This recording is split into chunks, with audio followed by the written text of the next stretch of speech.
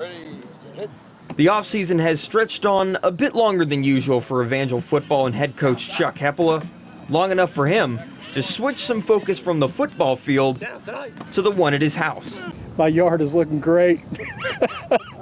It's looking great. So I'm proud of it.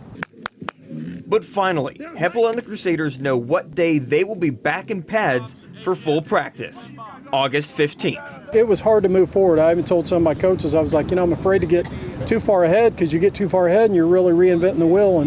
And so I had to kind of slow down a little bit, but now it's speed back up and get it ready. And with the first 2 weeks of the season scratched, that gives the team 4 weeks of preparation before the home opener.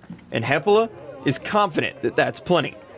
Yeah, actually, it's more practice dates than we normally get. So from a practice standpoint, we're thrilled to death to be able to have those many days. Until then, though, Evangel, like most other schools, is in voluntary workout mode with about 30 players in town at the moment. But while they're limiting numbers and screening athletes for symptoms, they don't currently have access to COVID testing. We are checking their temperatures, asking them, have they been around somebody with COVID? Have they had COVID? But actual testing, we have not done that yet. The testing side of it, it's extremely expensive, but it's also something that needs to be done. And so, obviously our university is looking into all the different things that we can do. But for now, Hepola says they've had no issues, though he's making sure not to pressure players to come to workouts. I have had a player that contacted me one morning and said, Coach, I just don't feel well. And, I think it's allergies, but I don't feel well. And I said, don't come.